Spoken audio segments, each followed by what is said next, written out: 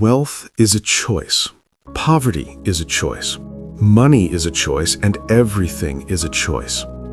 Successful leaders like Jeff Bezos and Tony Robbins have long championed that we are the creative force of our lives, through our decisions, not our conditions. In today's story, we explore how proactive choices transform inherited poverty into a legacy of abundance. Stay with me till the end so you don't miss something important. In a small, weather-beaten village nestled between rolling hills lived a young man named Elian. The village was a place where generations had accepted their lot, believing life was a predetermined canvas. Elian, however, felt a different pulse within him, a quiet conviction that whispered, "Everything is a choice." His home was a simple mud brick dwelling, and his family, though loving, lived within the tight constraints of poverty. His father, a humble farmer, often said, "We toil the earth, son, and the earth gives us what it will. Our fate is written in the stars." Elian chose to listen to a different voice. While others saw the barren earth as a limitation, he saw potential. He spent hours studying the local ecosystem, observing the flow of a nearby stream and the way sunlight hit different patches of soil. His first choice was to learn.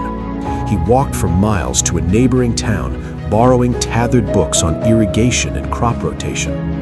The villagers chuckled when they saw him marking the land differently. "Why waste your energy, Elian?" they'd ask. "This is how we've always done it." But Elian made another choice, to act despite the doubt. He implemented a simple gravity-fed irrigation system, a laborious task requiring weeks of digging trenches and laying rudimentary pipes. He introduced new, resilient crop varieties.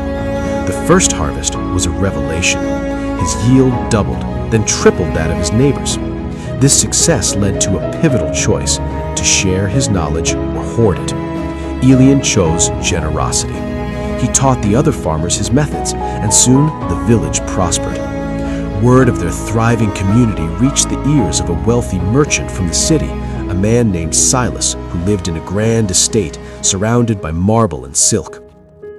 Silas had always believed wealth was a result of shrewdness and power, a zero-sum game where one person's gain necessitated another's loss. He visited the village, intrigued by its sudden fortune.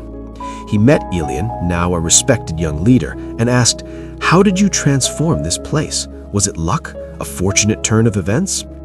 Elian smiled. "Neither, sir. It was a series of choices.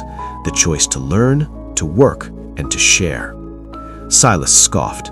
"And what about the rich and the poor? Are their circumstances merely a choice?" "The circumstances we are born into are not our choice," Elian conceded, "but what we do with them is.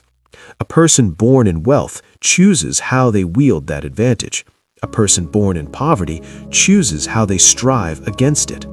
You, Mr. Silas, were born into fortune, but you choose to see life as a struggle for dominance. That choice, more than any gold, is what defines your wealth." Silas was taken aback. He was wealthy in coin, yet poor in spirit, constantly fearing loss and betrayal. Elian, with his simple life and rich relationships, possessed a different kind of abundance. The merchant returned to the city, his worldview shaken. He began to make new choices, investing in his workers' well-being, funding community projects, and seeking partnership over competition.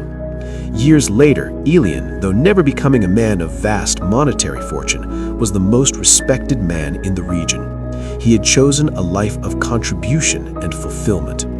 The story of Elian became a legend, a living testament that while the world may present us with a myriad of circumstances we do not control, the power to choose our response, our direction, and our character always remains our most profound and defining ability.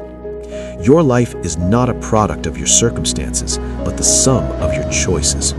While Elian could not choose the poverty of his birth, he chose to reject the destiny of stagnation by pursuing knowledge and taking action when others remained passive. True wealth is found in character and contribution, not just coin. A rich man can be poor in spirit, while a poor man can build a legacy through service and integrity.